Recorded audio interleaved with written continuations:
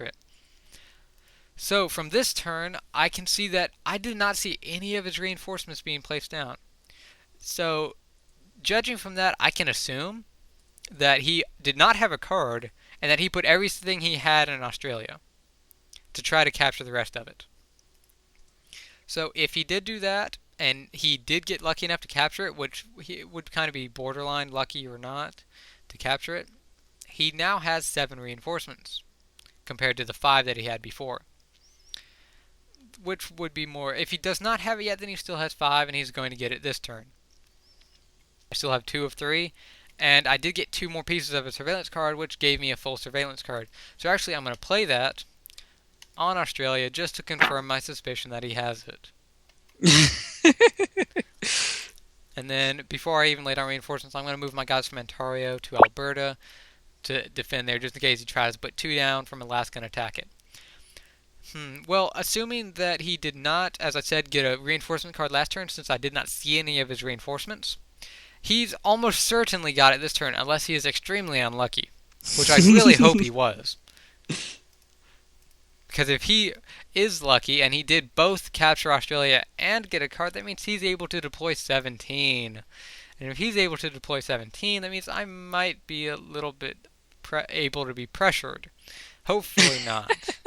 I really hope he didn't. However... Oh, I'm not going to spoil it. You'll have to see. Oh, I'm not expecting you to spoil it. However, this turn, I'm actually not going to put anything in India. I'm not going to try to pressure him a little bit more this turn. Instead, I'm going to be a little bit greedy and go for all of South America now, because I have just enough to attack it and get good odds. So... And that will give him an even greater advantage later. Yes. So it's not a bad strategy. I have... Especially when there's... It's not very likely that I would have everything to take India, although I might. Yeah, if he gets a card, then yeah, he could take India. He would still lose a good number, though. And if I do end up getting all of South America, that would give me 10 reinforcements, and I may be getting closer to getting a card, so I would be able to defend that in Middle East in all likelihood. If not, then I've got an issue that means that I'm not quite as good as I think I am. But anyways, for my first move, as I said, I moved from Ontario to Alberta. Second move is capturing Argentina with only 2 guys. Since there's only 1 left defending there, I can attack it with 2 and have a good odds defending. In fact, if we analyze that, attacking with 2 gives me an 89% chance of winning. You can see for attacking with 1, I only have like a 18% chance. 2 is 89, and then 3 is 96, and it just... After that, it doesn't really matter much. It just gets barely higher. So but 2 is generally fine. With my other areas, I'm going to attack Peru with 4 and Venezuela with 5. I'm attacking that with 5 instead of 4 because 1 more guy in India won't really change much in all likelihood unless he did have a card and tried to attack me with like 16. Where putting 1 extra guy there might make a difference. But as I said, I'm playing greedy this turn, so I'll do that anyways.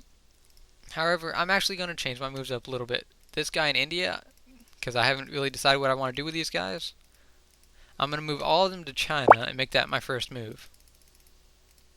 The reason why I'm doing that is so that I can get some vision on his other territories up here and maybe just knock them out so that he's got less move options later on.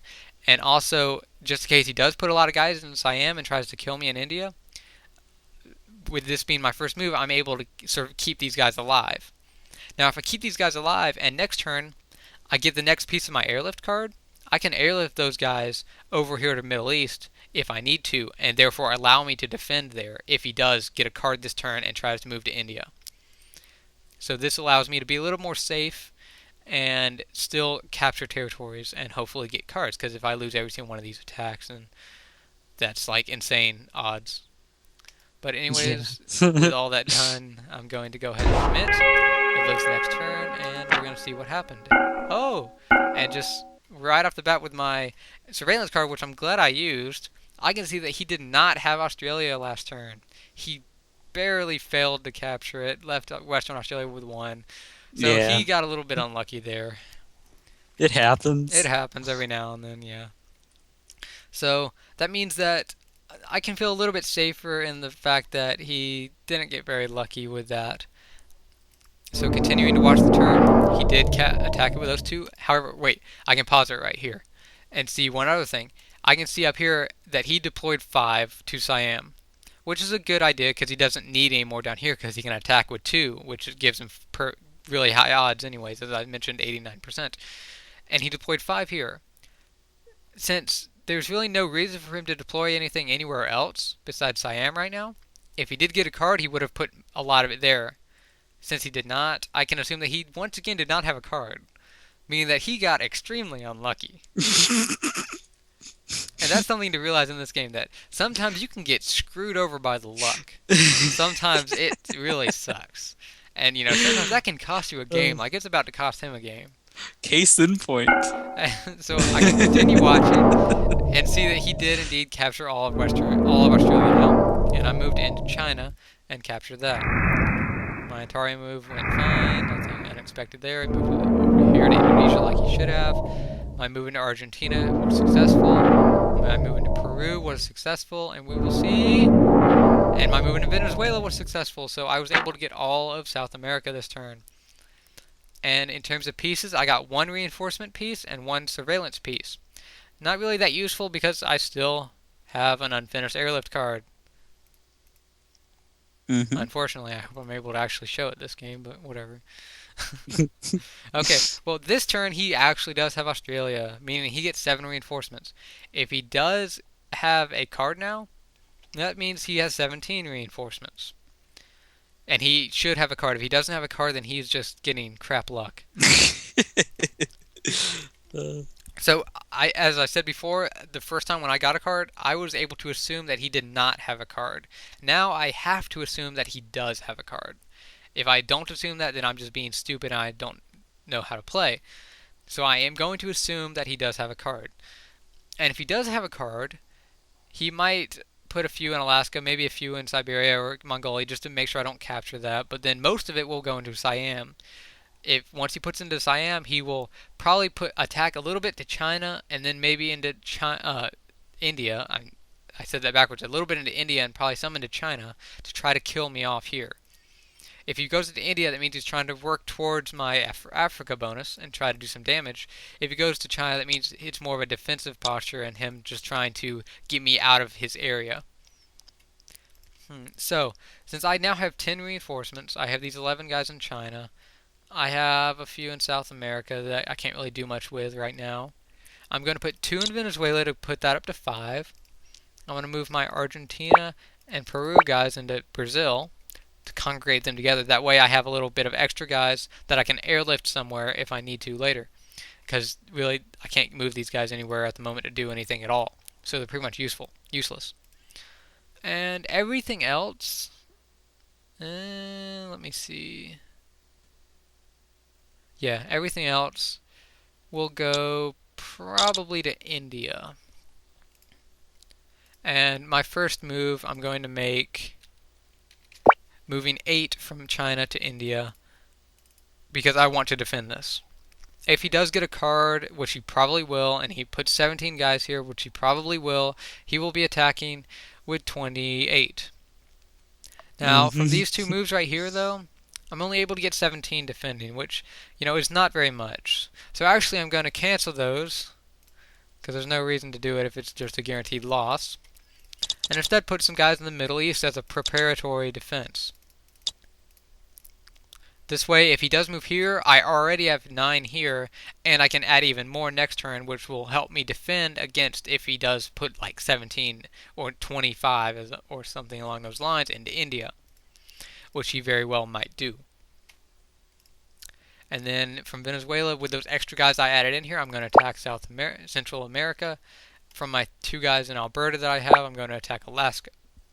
Now, this attack into Alaska is not very likely to succeed because he might put 1 guy there to defend. I don't know. It's up to him, depending upon how he wants to play. I'm still not really in a position to get all of North America because it would take too many reinforcements, and I don't have that many guys to spare, especially with him, with the risk of him having a card right now and able to kill me in Africa and everything like that. So with these guys in Africa, I mean Asia, I don't really have a whole lot of options. If I move these guys to China, into India, he could hit that and kill it. If I leave them in China, he might instead have decided to hit China and kill those guys there. It will depend whether he gets first move or not, so I'm going to hopefully be able to use first move to get out of there. So I'm going to attack Mongolia with 8. The reason why I'm only attacking with 8, and I'm going to make that my first move, is so that those guys can hopefully get here. And I'm leaving 2 here just in case he doesn't make it within his first 2 moves to attack China. I'm going to attack Siberia with 2 and make that my second move. That way I have a slight chance of getting both. This is really not really necessary, but I'm still doing it just because I want to remove as many territories of his as possible, because as you can see, I kind of have him isolated in a lot of ways. He has Mm-hmm. Alaska, he has a little place in northeastern Asia, and then he has Australia and Siam, and that's it. He has nothing else. So anything in most of North America, anything in Europe, he's not touching it at all. So later on, he can't interrupt me if I try to expand there. So it lets me know that he's only got a few options. Like, he can only really do an attack on China or an attack on India. Or maybe if he wants, put some guys in Alaska and try taking Alberta, but that doesn't help him very much. So I can rule that out pretty much. Unless he's a stupid player and some random person on the internet, which, they sometimes do stuff like that. Yeah, sometimes they do stupid things. So anyways, with these 2 moves done and all my orders as I want them to be, I'm going to commit and cross my fingers as I wait for Casey to do his turn. Oh yeah, got it. There you go. Okay, I'm gonna watch Sorry my about turn now. that. My turn's so quick. I just sort of Okay, he forget. put. Okay, I can stop it here. I can see that he put 6 in Siam and 1 in Alaska. That's very interesting because I don't see him using a card right now. I can watch a few more moves. I don't see him using a card, meaning that he is just the most unlucky person on the planet right now, apparently. Because, I got a card as fast as Oh humanly jeez. possible. He's getting a card about as slow as can be reasonable, even though it's not even really reasonable anymore. So, as you can see, I attacked into Mongolia. He, as I thought he might, attacked India with 16 or Mhm. 17. 17, yeah. Yes. Oh Hmm. jeez. So I can continue watching. I ended up capturing Siberia. He did put 1 in Alaska, like I said he might, so he defended there, and I was not able to get that. My moves into Brazil happened, and then I was able to capture Central America. And I got another surveillance card. I don't know what I'm going to do with that, because I know what he has. And this map's not very useful with surveillance cards. However, I only got 2 pieces of a surveillance card. I didn't get anything else. So once again, I only have 1 piece of a reinforcement card and 2 pieces of an airlift. So I still do not have an airlift. Ugh. However, once again, I have to assume that he finally got a card, a reinforcement card. If he does, that means he's able to deploy 17, which means he can get like 30 something guys in India, which is not good. Because, Get the ball rolling. because I was assuming that I would get a airlift card finally, even though I've had 2 of 3 for a long time. But I still don't. So I was hoping to be able to airlift these guys from Mongolia, or at least these guys from Oh Brazil, jeez. into there to help. But, I can't. So I'm going to cross my fingers, hope I get some insane luck, and put everything in Middle East. Because I want to be able to defend Africa. Because if he captures Africa, that means he's back in the game and might not lose. I'm going to move my guy out from Central America, move my guy from Brazil to there. My only actual attack will be Mongolia into Kamchatka. Because I want to get a card, and that's really my only offensive attack right now. Okay, I'm going to make my move into from Siberia to China with that 1 guy, my first move.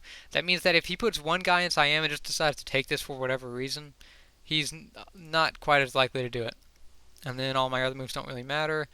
Mongolia doesn't really matter because you can't really stop it unless he puts guys in Kamchatka, which it would stop it anyways. And now I'm going to commit, and hopefully, as I cross my fingers, I don't get killed. We'll see what happens. Oh, and as I can see here, he airlifted 15 from India to Siam because he assumed that I was going to be offensive instead of defensive, which is interesting. Well, I didn't have a reinforcement card.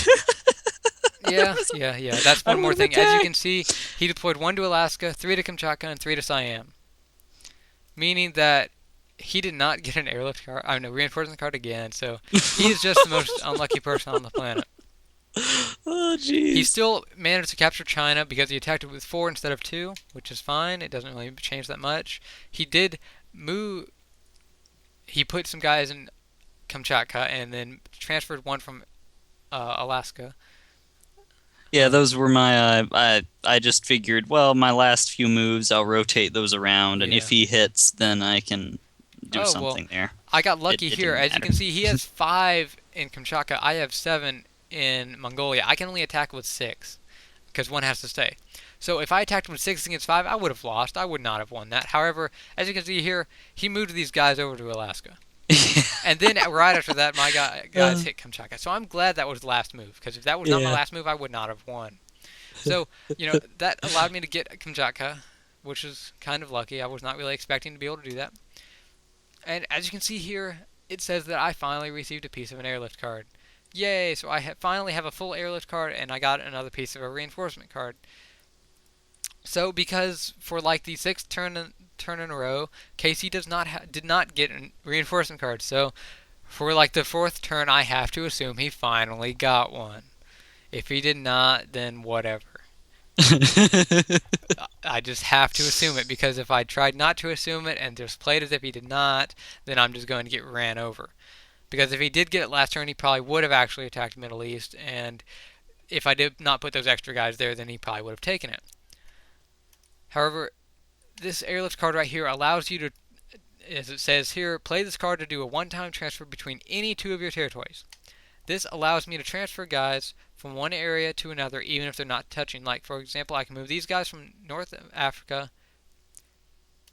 to Middle East, even though I'm not going to do them in the Middle East. I'm actually going to do them to Alberta. And number of armies 3 because 1 has to stay, like always. Then my 1 from Western US is going to move up there.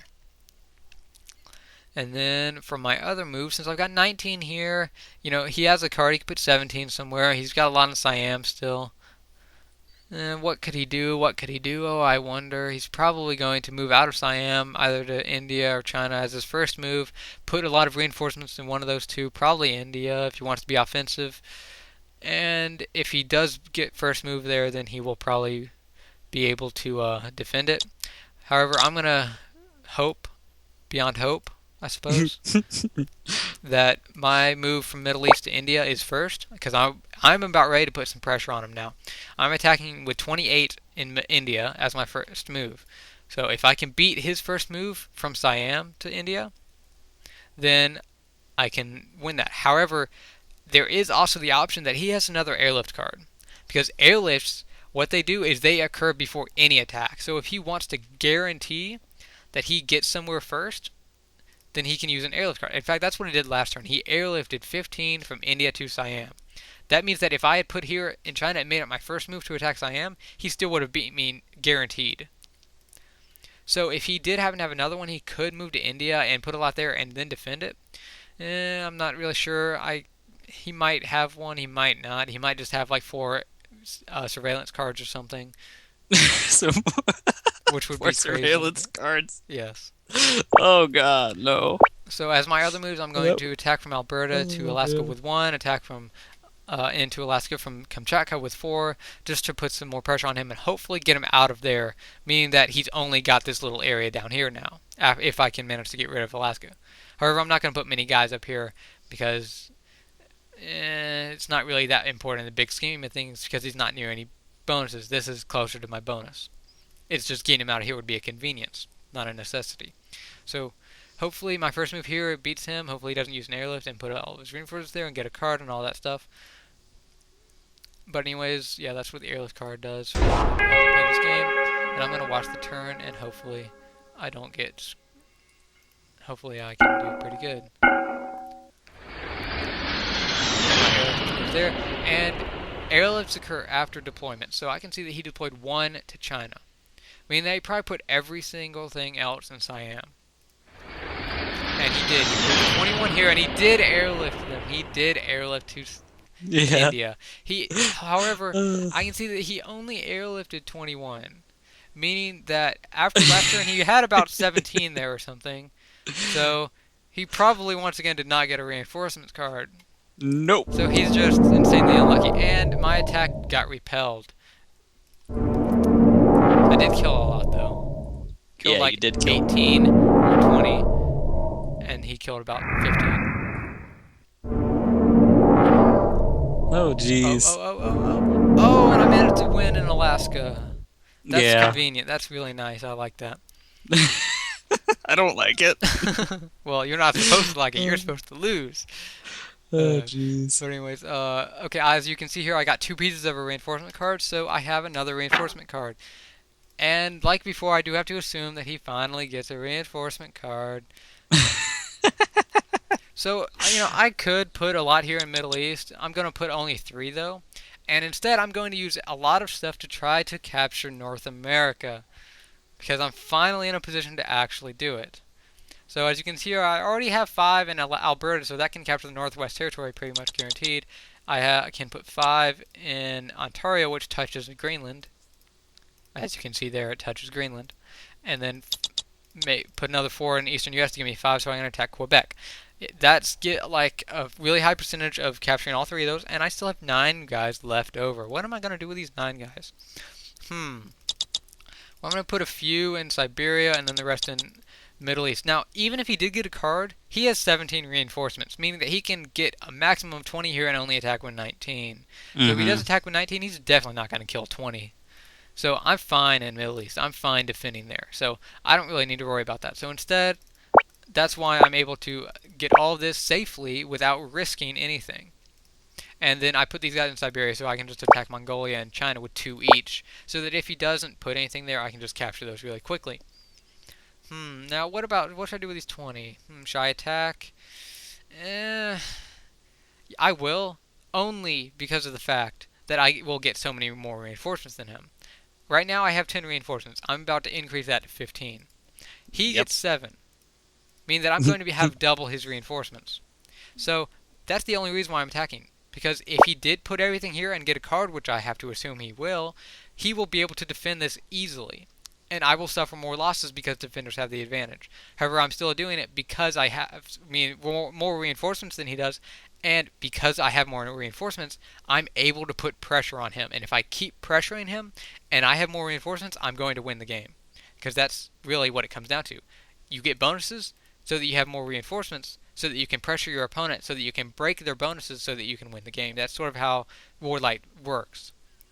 In a lot of cases, yeah. So it's after I committed my moves, we turn advances, and I can see that he did deploy 17, which means he finally got a card. Congratulations, Kenneth. You finally got a card. And so, watching my other moves, he did attack me first, surprisingly. However, he killed a lot more than I think he should have. I don't know if that matters at this point. It doesn't, but yeah. Well, 12 is 60% of 20, and I only attack with 19, so it's like barely higher than expected. Because I didn't kill 70%. You killed like 65%, or yeah. No, you killed about 70%. You attacked with 20. I was defending with 20. So yeah, it should be about that actually. 60. You killed 13 of my attacking 19, which is about 17%. Yeah, 70.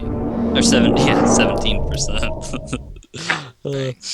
So and this right here is a good example of when to surrender. Yes, this is right. Right now, this can be considered game.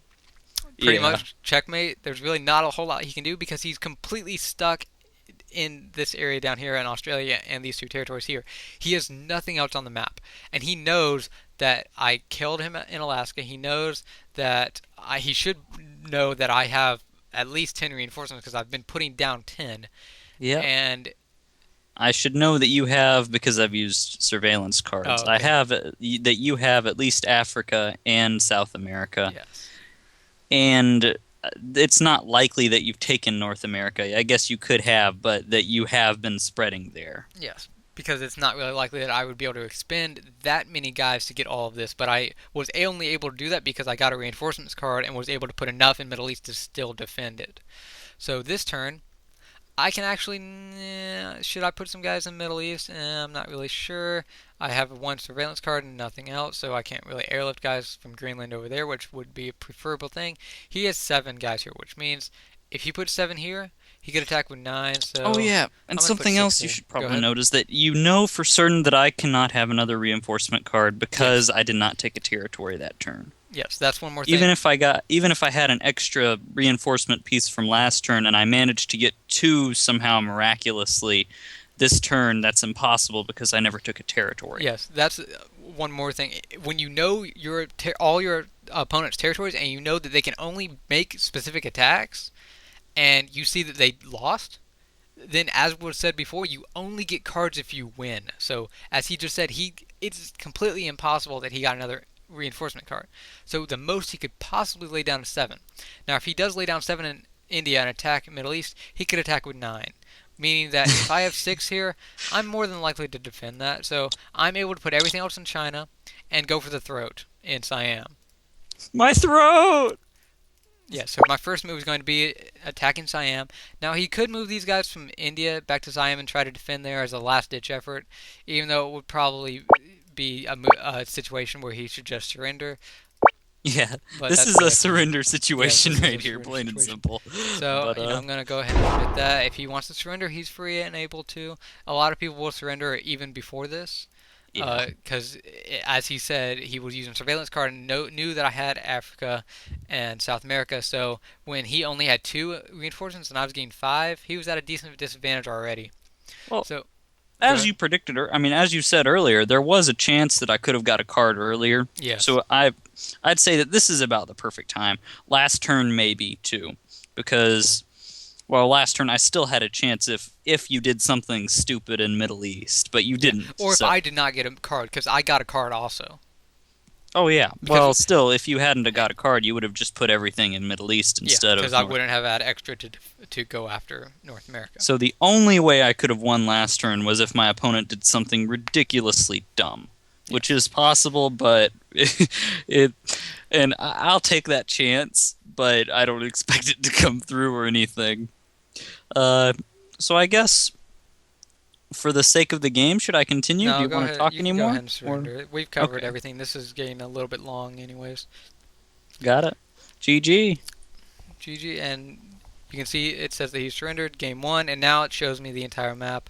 And yes, he did only have this. If it's a larger map with more complicated territories and things like that, then you can find out, oh, he had this over here also, or something like that.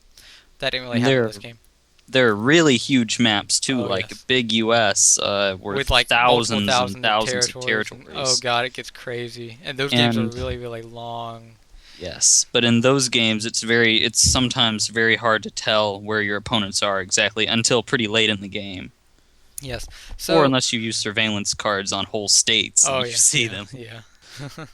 But anyways, thank you guys for watching. As we said, this is WarLight. It's a strategy game. Warlight.net. You can play it for free. I highly encourage it. It's a great game, especially if you like these turn-based strategy games. We're going to be bringing you some more videos of actually us doing 2v2s against other people. Hopefully this isn't too boring to watch. Now, this game we went really in depth into some strategy and tactics and things like that and why we're doing this, and I was explaining like the essence behind the game and things like that and why things are done, what you should do in different situations, things like that. In the actual games, we're going to be a little more fast-paced. I'm not going to wait until the end of the turn to submit and things like that. I'm not going to So explain what each card does. I'm just going to do it, and we're going to be winning a lot of games because we win a lot. 99% of the games that we play now because we're much above average in terms of skill in this game. And because we help each other out, and Yes. we actually communicate much better than random people on the interwebs. They Yeah. just sort of do whatever they want, and a lot of them don't know what they're doing in the first place. Yeah. And one way that we like to play, we don't like playing on the same map constantly. We try to spread out, try out some new maps, things like that. So you'll see a very wide variety of maps that we will Yes. play. We Actually, our first game is going to be, which you'll see in the next video, is a medium Earth map, which is the same layout right here, except with more territories. You'll see, like what is it, 2 or 3 times the territories or something? Probably even Something more than more that. complicated like Yeah, that, and there are a lot more bonuses. I mean, Asia is split up into like one, two, yeah. three, four, five, six, I think 7 different bonuses. Yeah. And it's like, you see this map right here. This was a good 1v1 map. However, if we were doing a 2v2 on this map, it would be really cramped. Hmm. And getting a bonus would be really, really hard. However, when we do 2v2 maps, we will do maps with a few bit more territories than this. This only has, oh, I don't remember the number. Hold on. It will say, small Earth. This has 42 territories, as you can see up here, and 6 different bonuses. We try to play on maps with about twice that or so. It really depends on the map, obviously, and some maps have more than others. Some maps are better for 2v2s than others, but we try to play on good maps that are balanced and are fun to play on. So hopefully you guys enjoy watching these. If you don't, let us know if you think we can improve anything. As I mentioned at the start, this was meant to be an introductory video to show new people to the game, some of the Yes. tactics behind it, what actually things mean. If you've played this before, then obviously 99% of what I've said during this is repetitive and you already know it. So, And a lot of these things we feel are anyway just sort of common sense, but yes. or things we've gained over playing this game, we've just sort of understood. But this is we were just trying to explain everything for people that might not have any experience with Risk or WarLight at all, or even strategy games, and we just wanted to fill you guys in if you needed to know anything, if you wanted to see what's going on in our heads as we play this game. Like Yes. these are the thoughts that we think as Oh, we play. and one more thing before the game is over, there's a history tab as well, and you can cycle through the turns just to see as the game progressed. Like after the first turn, we both did not have a bonus, so we're still even. After the second turn, you can see I got my bonus, but he really didn't have anything. And as I was explaining earlier, I can assume that he had this and this because of this. I can see that he took Indonesia because he had extra guys in Siam and things like this. I can assume, yeah, as I mentioned before, he probably went to New Guinea, and he wasn't in a position to get it. So now he is likely to get it only if he puts all of his reinforcements there. He wasn't quite lucky enough to get it though, and so I've just gained farther and farther ahead pretty much. Yeah, And then I here, figured you were ahead, so I should probably just risk it here, and yeah, it didn't work out for me. yeah. So when he finally got his card, when he finally got Australia, I already had 2 bonuses because the Hmm. first bonus allowed me to get the second bonus even faster than usual. So, it's just a lot of things worked out for me really well. Starting positions were pretty good. I got Northern Europe and South Africa, which allowed me to get Africa in 2 turns. And, he wasn't really in a position to get anything. You know, Back to the start, he had these 2 over here and these 2 over here. Both are like the 2 largest bonuses on the map, and he just wasn't really able to get any either of them because he was kind of bottlenecked in a lot of ways. And then that first move, when I saw that he had over here, then I knew exactly what he was going to do because really he didn't have many options. He had to go for this because this was the only thing that he was anywhere close to getting. Hmm. And because of that, I can assume how long it's going to take him. That I can judge where I need to put my guys and everything like that. So that's sort of the tactics behind a map like this. Now, other maps have different tactics, different strategies that you need to use, different ways to do things, different best ways to capture a series of territories, things like that. We'll talk about those if it's specific to the map or anything like that. But And we'll be anyways, playing some pretty crazy maps, oh so yeah, oh yeah, yeah, you'll be getting plenty of that. This game is there's so many different maps, and it's so cool. It's fun. yes, yes. Okay, well, anyways, thank you guys for watching. This has been Mythonian, And Casey's Crag and we will see you guys next time. later.